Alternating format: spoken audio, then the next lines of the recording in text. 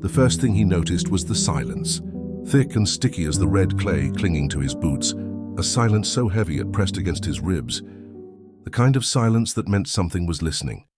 The road home wound like a serpent through the pines, and the pines themselves leaned inward, their black needles whispering as if trying to warn him away. Each step he took was answered by another step, softer, slower. One heartbeat behind his own, he had dreamed of this road for years in the half-light of escape, dreamed it in fever, in hunger, in the long nights when the chains had rubbed his wrists raw. But in his dreams the road always ended at light. Now it ended in smoke. The rain had come and gone, leaving the air sweet with rot. He could taste iron on his tongue. Not from blood, though he wished it were so simple. It was the earth itself bleeding through the centuries. He passed the split-rail fence that once marked the edge of his master's land. The wood had turned black, burnt not by fire but by time. Carved into one of the posts was a word he did not remember writing. Stay, he stopped. Fingers tracing the grooves. The cut was deep. Too deep for a child's hand, and for a moment he saw a flash of something buried beneath the bark, something pale and shaped like a finger bone. Pressed into the grain, he stepped back. The pines sighed again, and in that breath he thought he heard his mother's voice, soft, broken, humming the song that once lulled him to sleep, under a sky full of whippoorwills, child of ash. Child of sin, it said, don't come back the way you came. The sound vanished when he blinked. Only rain dripping from the branches, only wind pretending to be memory. He walked on. The closer he came to the old homestead, the less the world made sense. The crickets fell silent. The frogs stopped calling. Even the wind began to move backward, pulling smoke instead of air, and then, at the bend near the hollow, he saw it, the cabin, still standing, still waiting, wood pale as bone under the grey sky, and the chimney coughing thin trails of soot, as though someone had just stoked the fire inside, but no one should have been there. He dropped his pack. The earth swallowed the sound. He called her name once, quiet, trembling, not from fear, but from hope. The door creaked open before he touched it inside. It smelled like wet wool and candle wax, the same smell that clung to her hands when she'd held his face before the overseer dragged him away. He stepped inside, and every floorboard groaned his name. The hearth was still burning, though no one sat near it, and on the mantel he saw the small iron pot she'd always kept for Sunday stew steam still curled from its rim. But what simmered within wasn't food, it was dark, viscous, and something in it moved. He stumbled backward. A handprint appeared on the window behind him, faint, grey, pressed from the inside.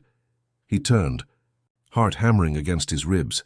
The handprint slid slowly downward, leaving a streak that glowed faintly red before fading, and in that vanishing light, he saw what he hadn't noticed before.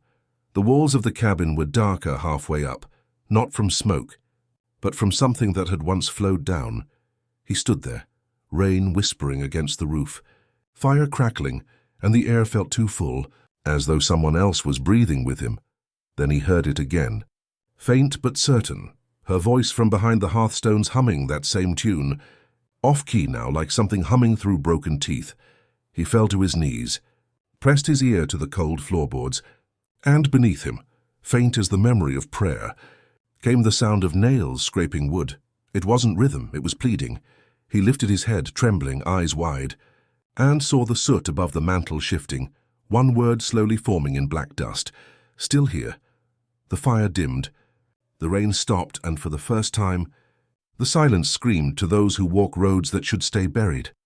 Tread lightly, and if you dare to follow the rest of his journey, like, subscribe, and keep your lantern lit with forgotten Census, because the next chapter waits, still humming beneath the floor. The house was wrong. It did not lean with the wind or bow with age. It seemed to resist both, as though the years had tried to devour it and broken their teeth instead. The timbers were blackened, not by fire but by something deeper, a rot that looked alive, smooth, glossy, deliberate, the kind of darkness that spreads from within and feeds on silence. He stood before it, trembling in the red breath of twilight, watching the roof sag like a jaw ready to open, watching the windows blink as clouds moved above, and in those panes, he swore he saw faces he could not name. He whispered her name again, "Mother," and the echo came back smaller, like a child's voice from somewhere beneath the floorboards. He should have turned back, but there was something in the air that pulled him forward, a weight, invisible yet commanding. The gravity of unfinished things. The steps creaked not when he stepped on them, but when he hesitated, as if the house grew impatient, he touched the doorframe. It was warm, warmer than wood should be, and for an instant he felt a heartbeat pulsing beneath his hand. He drew back sharply.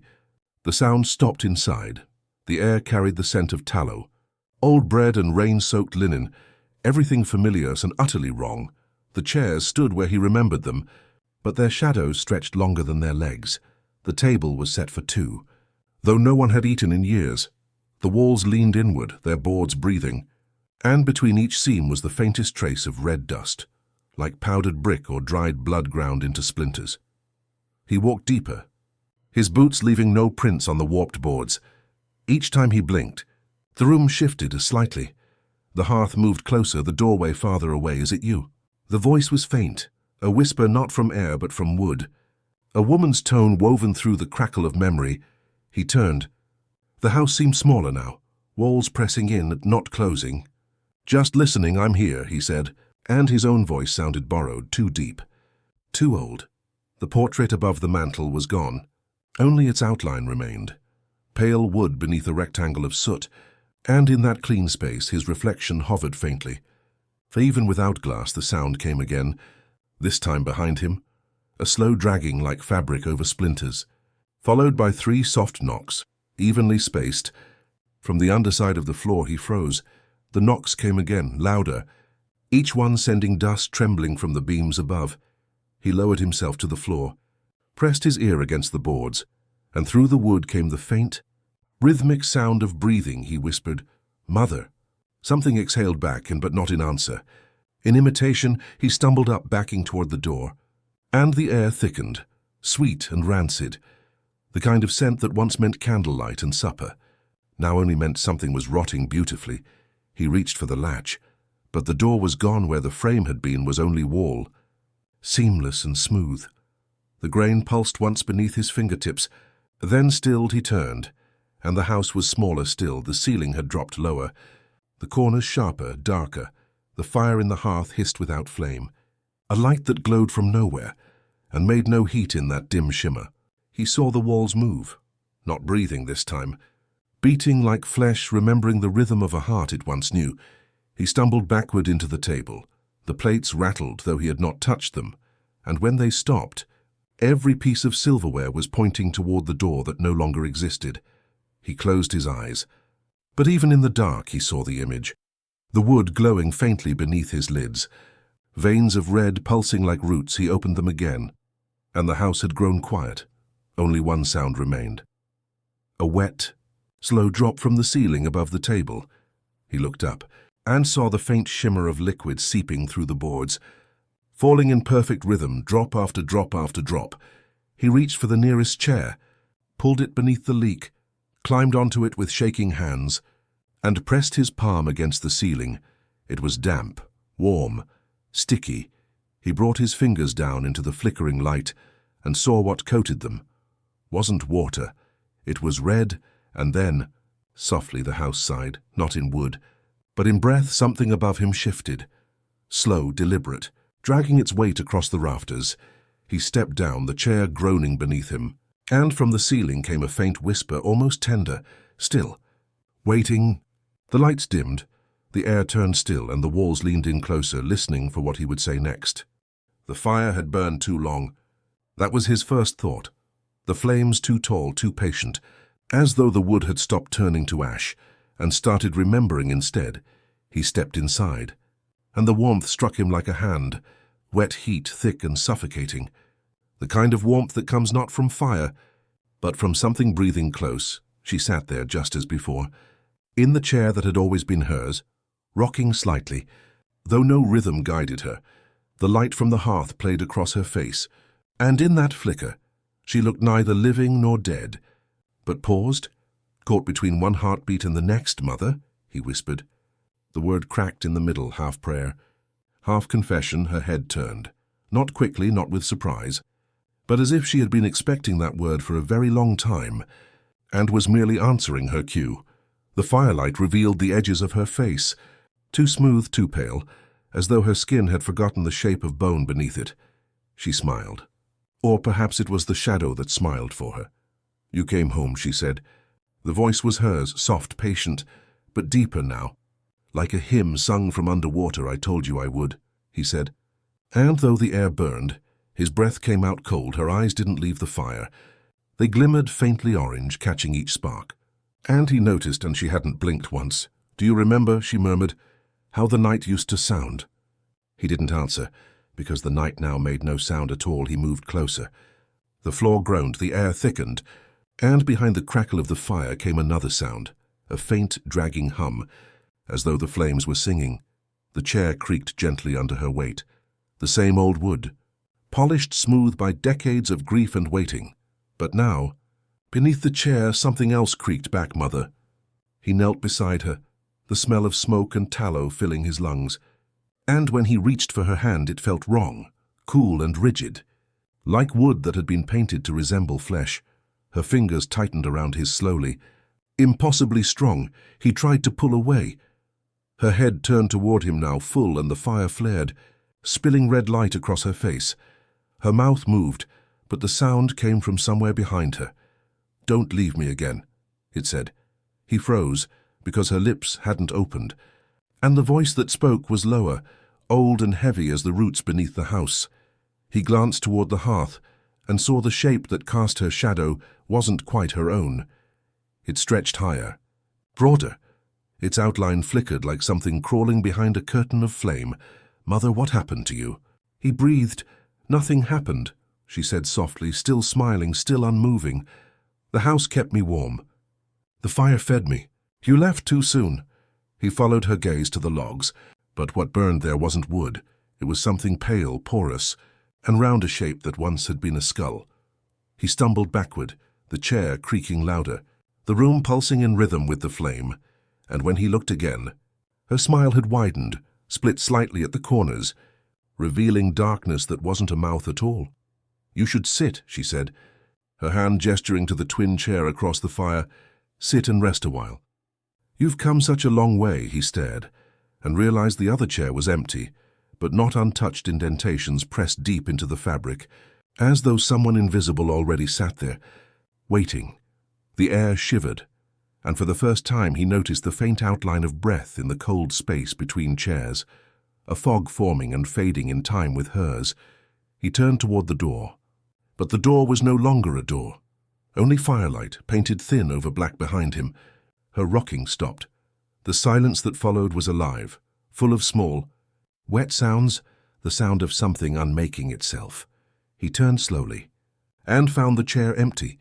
The fire burned lower now, blue at the edges, and the shape of her still lingered in the seat, an imprint of ash that pulsed once. Twice before sinking into the wood he knelt before it, trembling, whispering her name again, and from somewhere deep beneath the floorboards came her answer, soft, broken. "I never left this chair, child." A faint handprint bloomed on the armrest, glowing with slow embers, and another beside it, smaller, older, almost skeletal. Then a third. The fire hissed, and the ash in the seat rose in a soft breath, as though the chair itself had begun to breathe her back. He stumbled away, eyes wide as the sound of faint rocking began again. But this time, there was no one to see, only the firelight moving in rhythm with a ghost that refused to rest, and from the hearth, faintly a whisper, almost tender, "Don't look in the other chair." The tapping began again just after midnight, soft at first, a hesitant rhythm, like the hand of someone unsure whether they were welcome. But each night it grew bolder, sharper, closer to speech. He lay awake on the floor beside the hearth, the last embers painting the room in a trembling orange haze, and he tried to tell himself it was just rain, just branches. But no rain falls in such careful intervals, and no branch ever learns your name. The sound came again, tap, tap, pause, tap, each beat landing against the glass with a patient kind of hunger. He turned toward the window, the one above his mother's chair, the one that had never fully closed, no matter how many times he pressed the latch. Through the fogged glass he saw nothing but his own faint reflection, but as the wind shifted his reflection blinked, and he didn't. He sat up slowly, every instinct telling him not to move, but the air in the cabin felt too still, too thick, like something holding its breath along with him. "Who's there?" he whispered. and the voice that answered was his own. Mimicked perfectly from the other side of the glass, he rose to his feet, each step drawn out. The tapping ceased.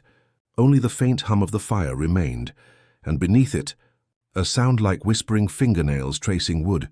He reached the window, and saw it clearly for the first time, not reflections, but eyes, pressed close against the glass from outside, wide and glassy, without lids. Glistening like wet stones beneath moonlight, he stumbled backward. The hearth flared, and for an instant those eyes seemed to stretch, hundreds of them now layered, overlapping, as though faces were pressed into the window from beneath the soil. The wind picked up, carrying a low moan through the cracks in the wall, and somewhere in that voice he thought he heard his mother's laugh, not warm, but hollow like a song remembered wrong. He covered his ears, but the laughter sank deeper, vibrating through the walls, through the floorboards. Through his bones he looked again. The eyes were gone. Only the faint impression of them remained in the glass, a misted shape, and streaks down the sill, thin, perfect, like scratches from something that wanted in. He tried to sleep, but the fire wouldn't die, and in the flicker he saw shapes moving where no light should reach, shadows bending along the floor, climbing the wall, stretching toward the glass again by dawn. The tapping had stopped, but the marks had deepened. He leaned close to the sill, tracing them with his thumb. They were grooves now, indented deep enough to catch a fingernail, and when he lifted his hand, a single flake of something pale clung to his skin bone. He dropped it, heart hammering, and in the distance, through the woods, a voice called out, high, weak, trembling with familiarity, son. He froze. It was her voice, soft, pleading.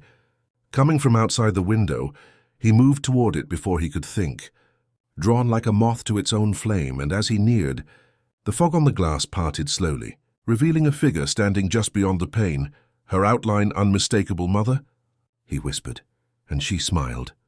The same faint smile she'd worn by the fire, only now her teeth were too long, too many. Come home, she said. The sound muffled through the glass, but clear enough to curdle blood. Her hand lifted and pressed against the window, fingers pale, skin thin as wax, leaving streaks of moisture behind, but the streaks ran upward. Against gravity, crawling like veins across the glass, he stepped back. The window bulged outward just slightly, as though the night were pushing its way in. Then the tapping began again. Faster now. Frantic. Not from one point, but from many, he ran to the door. But it wouldn't open. The latch had swollen with the damp. Or perhaps the house didn't want to let him go behind him. The window groaned, wood splintering, glass trembling in its frame, and beneath the roar of the wind he heard a whisper, hundreds of voices now, layered together like breath over breath. Let us in, we're cold, we're so cold. The first crack split the glass like a scream. Light bled through, not sunlight, not firelight, but something green, sickly, and alive.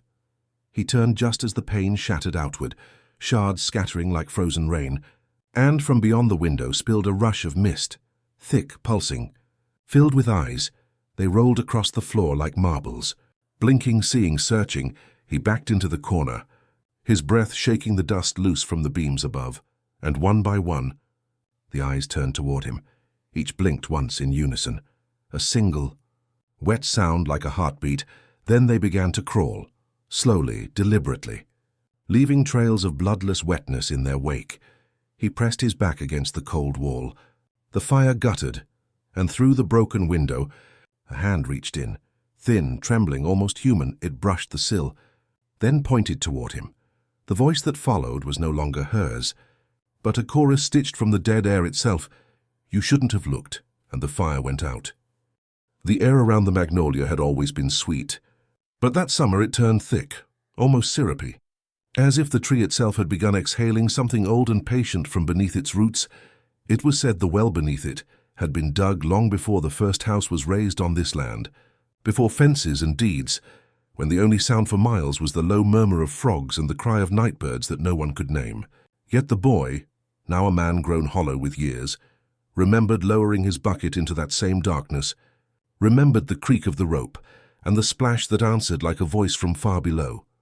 But now there was no rope, no bucket, only a black mouth waiting under the gnarled branches, rimmed in moss the color of bruised flesh, and the smell rising from it was not of water but of something faintly sour. Like iron and mildew and memory, He stood over it at dusk, when the magnolia's petals fell soundlessly like bits of skin, and he whispered to no one. It shouldn't still be open, as if by naming it he might close it again. Yet the well exhaled in reply, a deep, slow draw of air that moved the petals, that brushed the back of his hand with a chill so human he almost apologized for disturbing it. The townsfolk had warned him not to come back to the property, not after what had been found here years ago, not after the last owner vanished with his lantern still lit at the edge of the field, but something in the man's chest had tugged him home.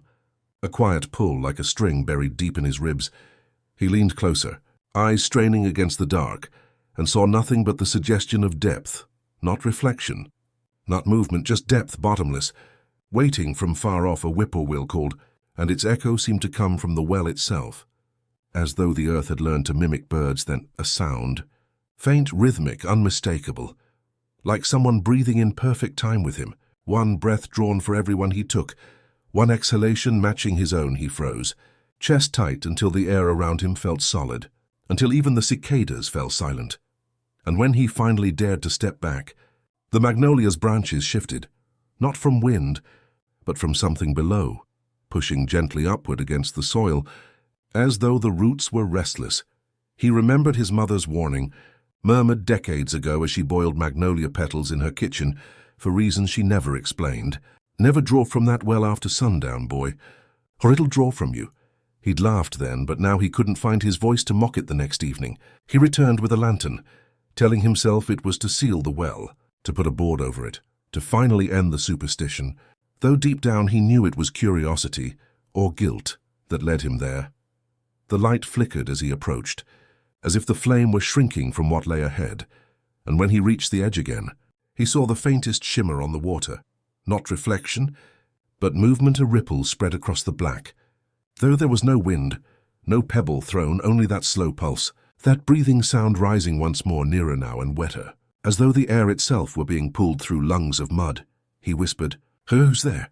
Not expecting an answer, but one came. It wasn't a voice, not in the way words are made, but something soft and wet, forming syllables that scraped together just enough to sound like his name. He dropped the lantern. It clattered once, then rolled, spilling light down the inside of the well, and in that brief flare he saw not water, but faces pale and motionless pressed against the stone, their eyes open wide as if they had been waiting for someone to look back. The flame died, and the dark rushed up like a closing mouth. The magnolia branches shivered again, and from between their roots came a slow, dragging sound like rope pulling against stone. Though the rope was long gone, or so he'd thought, he turned to run, but the ground beneath him seemed soft now, the earth giving way like a wet lung, and as he stumbled he caught one last scent, magnolia, sweet and cloying, laced with the stink of something living just behind him. From the well's black throat came a whisper, almost tender, almost kind. "You drew from me first." The sound of breath echoed again, matching his once more. Then the rope, frayed and dripping, slid up over the rim of the well by itself, coiling slow and deliberate toward the surface, as if it had remembered the shape of a hand. And when dawn came, only the magnolia stood there, blooming wider than ever, its petals scattered like bones around the stones that marked the well, where the air still pulsed, faintly, steadily, in and out, in time with a heartbeat that no longer belonged to the living. There are melodies that never die.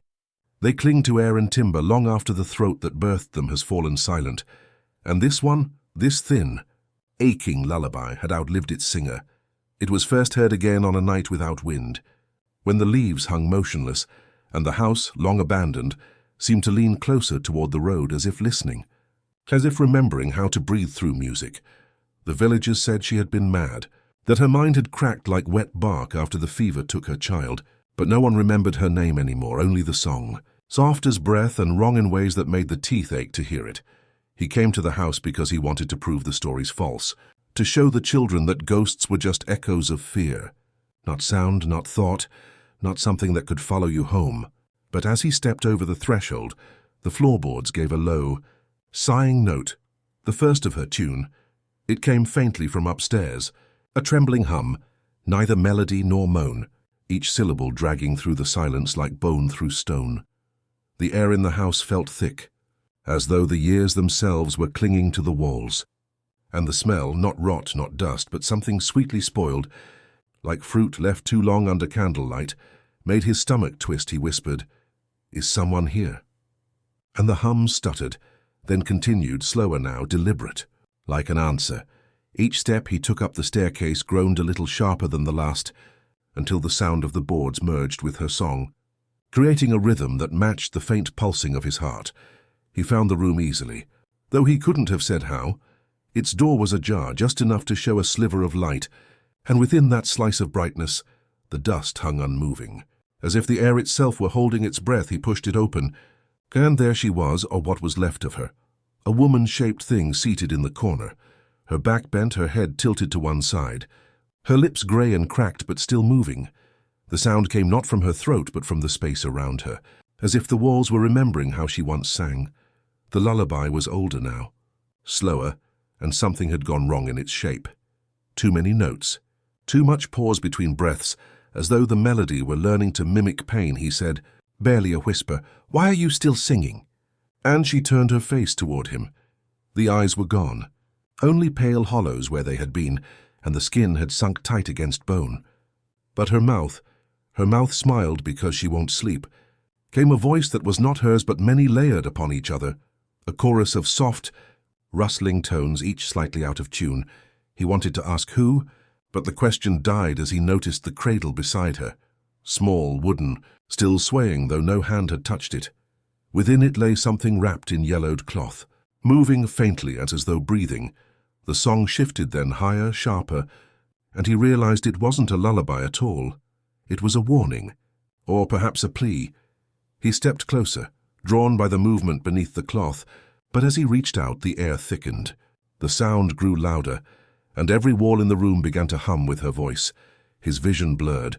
The song seemed to crawl into his ears, twisting behind his eyes, whispering words that made no sense. Syllables like mine, mine, mine. He stumbled back, his shoulder knocking against the cradle, and the moment it rocked forward, the thing inside it stopped moving. The song stopped too, then quiet. Too sudden, the kind that feels wrong, as if sound itself had been swallowed whole. He turned to leave, but the doorway was gone. Where the door had been now stood only a wall of old wood and plaster. Smooth and seamless, and on it faintly, the rhythm of the lullaby began again. But this time, coming from behind it, he pressed his ear to the wood and heard it clearly now. Her voice closer, almost beside him, humming through the grain as though the house itself had learned to breathe her grief. He backed away until his spine met another wall, and then, softly, and she began to hum behind him too. Every plank, every beam of the house joined in, a trembling harmony of decay, until the whole structure seemed alive with her song, and within that dissonant music, he began to hear words forming, small at first, then clearer. "Sing with me, please. He won't sleep without you." The sound of the cradle creaked again, once, twice. As the floor tilted slightly beneath him, he whispered no, but his own voice came out as melody, as if the air had stolen his protest and reshaped it into her tune. The walls leaned closer, pressing in, the house sighing with memory and loss, every beam vibrating with that brittle refrain, and when he screamed, truly screamed, it came out wrong, drawn out, stretched thin, until it sounded like a note, long and cracked, blending perfectly into her song. Outside, the magnolia trees swayed though no wind passed, and from the chimney, faint at first but growing clearer, rose that same lullaby, drifting over the empty fields, over the sleeping town, until it became impossible to tell where her voice ended and his began by dawn. The house was quiet again. Only the faintest echo of a hum lingered beneath the floorboards, like breath trapped in wood, and the cradle, still. At last it seemed to rock once, ever so gently, as if something inside had just been soothed to sleep. He first saw it on a night when the rain refused to fall, though thunder stalked the horizon like something hunting its own echo. The house was darker than it had ever been. Every candle burned too low, every window filmed over, as if the air itself feared to look inside. And yet on the far wall of the parlor, her portrait gleamed with a light that wasn't candle or moon. It had hung there for years, untouched, unremarkable, the likeness of his mother in her younger days, seated by the same fire that now sputtered in the hearth. Her smile faint, knowing, soft as morning silk, But tonight, the curve of that smile seemed wider. He blinked, thinking the flame's tremor had played tricks on the shadows, yet the expression lingered, unnatural, almost proud, the kind of smile worn by someone who knows a secret you've already forgotten. He whispered into the stillness, "Mother." The room answered with the small, soft crackle of burning wood, and then faintly of the rustle of cloth, though nothing had moved. He approached the painting, each step dragging as though the air had thickened around his ankles. His breath caught somewhere between reverence and dread up close. The brushstrokes pulsed faintly, as if the oils themselves still lived, and he swore he could smell the faintest trace of lavender, her perfume, even though he hadn't opened her chest of belongings in years. The eyes were what changed next. They had once been a gentle brown, painted to follow the light no matter where he stood, but now they were fixed, wide, as though something had startled her before the artist finished. He leaned closer and saw a small, irregular line of grey creeping from the edge of her lips down toward the chin, ash smeared into pigment, dull but deliberate, like the aftermath of something burned and barely smothered. He reached to brush it away the moment his fingertips grazed the frame. The temperature shifted, not cold exactly, but empty, a sudden hollowing of the room, the way air feels right before thunder splits the sky, and then a whisper thin as smoke. "Do you see me now?"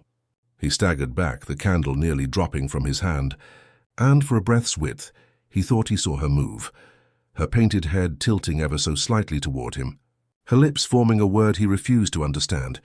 When dawn came, he dared to look again. The light fell flat and colorless through the window, but the portrait no longer smiled. Her mouth had sunken into a black curve, the faint dust of ash spilling from the corners, collecting along the bottom of the frame. Her eyes were empty, just sockets of dull grey beneath what had once been paint. He told himself it was a trick of decay, the oils breaking down after years of dampness. But that evening, when he returned from the well, her smile had returned, different this time, sharper, hungrier, and beneath the frame he noticed something new, a small, perfect handprint pressed into the dust of the mantel, as though someone had stood there, small, deliberate fingers still smeared with soot that night. He tried turning the portrait to face the wall, but as he slept, a faint scrape woke him, wood against plaster, slow and patient, the sound of something heavy shifting inch by inch. He lit the candle, and the light fell on her again, the portrait now upright. Facing him, her eyes open wider than before, her neck slightly turned as though she had followed the sound of his breathing. The floor beneath the frame was warm to the touch. He leaned closer, unable to stop himself, drawn to the shifting depths of her gaze, and for a heartbeat, her pupils widened, contracted, and widened again, mirroring his own.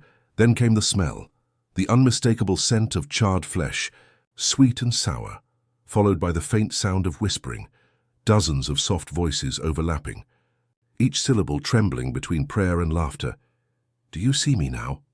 The voices breathed in unison this time from somewhere inside the wood. He wanted to burn it, to end it, but when he lifted the candle toward the canvas, the flame recoiled, shrinking as though the heat were being pulled back into the wick. Her mouth moved then, slowly, painfully, the corners stretching downward, reshaping into a void, a hollow curve filled not with paint, but something darker. Deeper from within that curve came a faint hiss, the sound of air being drawn in. Like lungs remembering what to do, he stepped back, heart hammering as the room began to tremble, just slightly, enough to make the candle flicker and the shadows crawl across the floorboards like hands reaching for the door. He turned to run. But before he reached the threshold, something soft brushed his neck, and a breath, unmistakably human, whispering once more, "You left me burning." He spun. But the room was empty. Only the portrait remained. Though it had changed again, now it showed not his mother, but him, his own face, rendered in exquisite, lifelike strokes, the candlelight catching on the wet gleam of fresh paint, his eyes hollow, his mouth twisted into that same ashen smile, and from somewhere deep inside the walls, faint and trembling, came the sound of something burning, slow and deliberate, like the beginning of the next fire that would not die. The book was still warm when he found it, though no fire had touched it in years. It lay at the center of the ruined chapel, half buried in the dust of forgotten sermons, the pulpit long rotted, The pews buckled under the weight of years that refused to pass. Yet the air hummed, low and steady, as though the echoes of old prayers still fed on something living. The preacher had been gone for decades, his name erased from stone and memory alike, but the people still whispered of his final sermon. The one they said was spoken not to the living, but to those buried beneath the floorboards. And now, in the silence of that ruined place, the proof of it waited. The book was nailed shut, bound in black wire that gleamed faintly in the candlelight, each twist sharp as thorns, each loop wet as though freshly sealed, and along its spine, letters had been carved backward, jagged and trembling, like a handwriting from the other side of a mirror. He knelt beside it, hesitant, feeling the faint pulse that came from within, too rhythmic to be the echo of his heart, too measured to belong to anything human. He whispered, "Who wrote you?" The question seemed to disturb the air. The silence shifted, thinned, and from somewhere deep within the chapel came a sound like breath drawn through teeth. He almost fled then, but the pull of the thing was stronger than reason, stronger than fear. It was the kind of fascination that comes when one realizes they are being remembered by something they never met. The candle trembled in his grip, its flame leaning toward the book as though beckoned, and in that flickering light, the dust on the altar began to move, faint lines forming beneath his hand, curling into shapes. Words, at first they meant nothing, random scratches, until they began to align, his name written backward letter by trembling letter. As though traced by a finger from beneath the wood, he recoiled, heart pounding, and the book shuddered once, as if something inside it had turned over in its sleep. The hum in the room deepened. It wasn't the sound of a voice. Not yet, but something like the breath before speech, an inhalation drawn from too many lungs. Dry and patient, he took a knife from his belt and pressed it against the wire binding, meaning only to see what lay beneath. But as the blade touched metal, a spark leapt, small, black, and cold, burning a thin line across his palm. Blood welled, and where it fell upon the book, the hum changed pitch. It spoke not with words, not at first, but with tone, rhythm and cadence, like the echo of a sermon carried through dirt and coffin lids, rising from every direction at once. Then came the words, a whisper so faint he thought it came from inside his skull. The living read forward, "But we remember backward." He froze, breath shaking as the voice multiplied, layer upon layer, an entire congregation murmuring from the floor beneath him, soft and reverent, each one speaking his name backwards, until the sound became a chant. The book strained against its binding, the wire groaning, bending outward. He stumbled back, but his foot caught on something, a piece of warped wood from a broken pew, and as he fell, he saw what the floor truly was, names carved into every board, overlapping, burned into the grain, thousands of them, some clear, others half erased, but all bearing the mark of the same trembling hand, all written backward. And among them, near his feet, newly scorched into the wood, was his. He rose slowly, heart hammering, but the air grew heavy again, oppressive. Like standing at the bottom of a well from the altar, the book began to open. The wires snapped one by one with soft, wet clicks, and the pages within fluttered, though no wind moved. The smell came next, burnt paper, damp earth. Something older beneath it, like breath that had been buried too long. He forced himself to look, to read even a fragment of the words that moved across the yellowed pages. But they didn't stay still. They shifted, alive, crawling like ants over parchment, rearranging themselves as he watched, and then, for a heartbeat, they settled. The words formed a single sentence, short, perfect, and cruel. The sermon continues when the last listener returns.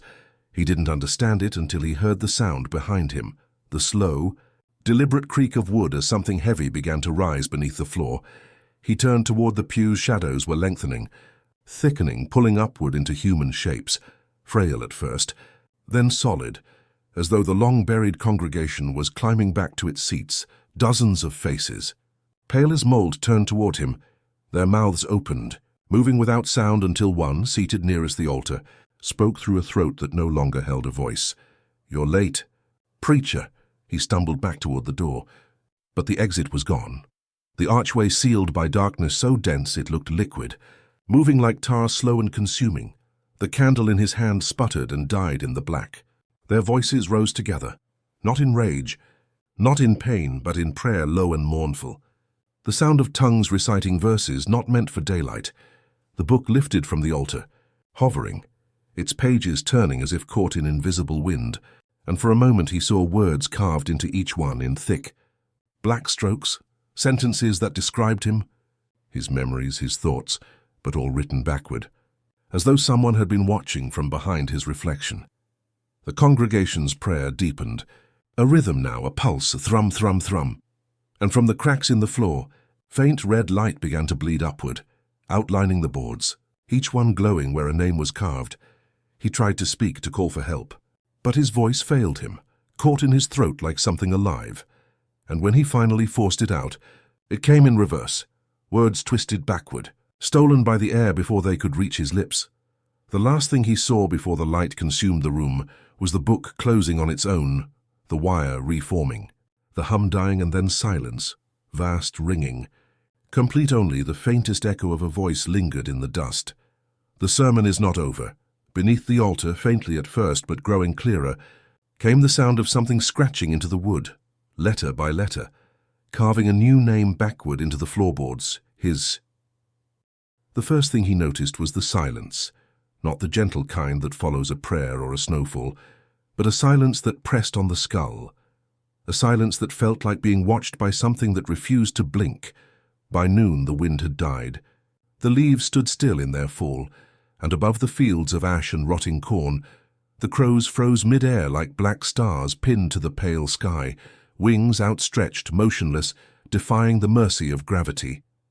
He stood at the gate, gripping the iron so tightly his palms bled, whispering the same name he had whispered since morning, his mother's, though he did not know whether it was her he feared or sought, for the house she had built was still there, crouched at the end of the lane like a waiting animal. Its roof sagged with rot, its windows watching without reflection, and he swore its timbers pulsed as if breathing in the stillness. No sound came from the crows, no rustle, no scream, no flutter, just the thick air and the faint scent of burnt sugar that meant something holy had gone wrong. He called again, "Mother," but the word fell like a stone. Even the echo refused to return. He pushed open the gate, its hinges unmoving yet somehow yielding, and stepped into the yard where time itself seemed to have paused, every blade of grass leaning toward the house. Every shadow pointed west. Inside, the curtains were stiff with dust and the air had the weight of candles long snuffed out. He found her Bible still open on the table, except the words were gone, stripped from the pages as if licked clean. Only the faint outline of crosses remained, faint burns in the paper that smelled of feathers and iron. Something creaked upstairs, slow, deliberate. He climbed, each step answering with a groan that wasn't quite wood, at the top of the landing. He saw her rocking chair move without rhythm, swaying though the air was still. And behind it the wall was covered in claw marks shaped like beaks, dozens, hundreds, overlapping, all pointing toward the ceiling. He whispered, "Mother, are you here?" And a voice answered, faint as breath beneath a coffin lid. "You shouldn't have come back, son. They remember your name." He froze, the chair stopped moving, and then the walls began to hum, low at first, then rising, 1,000 tiny vibrations that made the air shimmer like heat. The crows outside trembled in place, wings twitching, eyes wide, still staring toward the house, and through the cracks in the ceiling, black feathers began to fall, not drifting, but writhing, twisting mid-air, as if alive. He stumbled back, eyes fixed upward, for he realized then that they weren't feathers, they were eyelids, thin, trembling human eyelids that blinked even as they fell. Each one landed softly, wet and shivering. And when he turned toward the window, he saw every crow still frozen but now staring directly at him, not with the eyes of birds, but with the eyes of men. The voice came again, nearer now. "They stopped moving when I opened the door, child, when I asked the wrong one to come in." He ran, tripping over the open Bible, but before he reached the stairs, the house seemed to stretch. The walls widened, the hallway grew longer, and from the far end, where the nursery had once been, came the soft sound of a cradle moving. He hadn't seen that cradle in 20 years, not since he buried what was in it. The humming stopped, replaced by the slow scraping of claws on glass. He turned just in time to see the window bend inward. The crows pressed against it from the outside, thousands of them, their frozen wings cracking like porcelain as they forced their way through the pain, each one whispering something that wasn't language but prayer. He fell to his knees, clutching the blood-soaked pages of the book, and outside, the sun dimmed to a bruised grey. The crows broke through at last, raining down like black hail. And in the midst of it he saw her, his mother, standing in the doorway, her face calm, her hands clasped in prayer. But her eyes were gone, and in their place, 2 black wings fluttered weakly. She smiled and said, "You see now, don't you? The world only moves when we stop." Then the wings opened, and every crow fell lifeless to the ground at once. Every sound returned, the scream of air, the crack of wood, the thunder of wings. And when he looked back at her, she was gone. Only the rocking chair remained, slowly turning toward him. Inside it, a shape smaller than a bird, still breathing, still waiting. He told himself fire would purify it, that what could not be buried might at least be burned. But when the first match touched the walls, the house did not catch. It sighed, a low, wet sound, like breath exhaled from lungs that were not supposed to still exist. The wood, soaked with age and rot, should have resisted, yet the flames spread eagerly, tracing the seams of every board as if it had been waiting. The crows that once filled the yard had vanished, leaving only black feathers pressed into the soil like graves that never finished closing. And above him the sky hung low and red, the kind of red that does not belong to fire or sunset, but to memory. He whispered her name as the blaze grew. Mother, once, then twice, each time weaker. And from somewhere inside the burning house, a voice answered, not in pain, not in fear, but in recognition. You shouldn't have come back. Child, it knows you now. The fire brightened at her words. Every window flared with light, and through the flames he saw her figure walking slowly down the hall, her dress white, unburned, her hands clasped before her as though in prayer. Behind her trailed 1,000 shadows. Bending and reaching, they weren't hers. They weren't anyone's. He stepped back, choking on smoke, yet the air around him remained cold. The heat of the fire did not reach him. Instead, the ground beneath his feet began to steam, not from warmth but from something escaping. Beneath the dirt he heard it, a heartbeat, slow and patient, older than the house itself. He turned toward the road. No one was there. Only the horizon trembling like a mirage, and every few seconds the fire changed color. Red, then blue, then black, black fire. The kind that doesn't burn what it touches. It remembers it. He screamed her name again, and this time her voice came from all around him, soft, almost tender. You think fire kills what has already burned, my boy? You think I didn't try? He staggered forward into the smoke. The world vanished, but only the house and his heartbeat remained. Inside, the walls wept, resin and sap dripping like tears. He saw pictures melting off the frames, family faces, then strangers, then nothing at all. And every surface whispered not in words, but in the steady rhythm of something mimicking breath. The fire crawled along the floorboards toward him. It did not consume, it followed, and as it neared, he saw within the flames not light, but eyes, thousands of them, each reflecting his face backward, each one blinking in unison, each one whispering his name in reverse. He fell to his knees, clutching his chest. Something inside him pulsed. A sound like wood splitting echoed from within his ribs, and when he looked down, he saw smoke pouring not from the floor but from his hands, his mouth.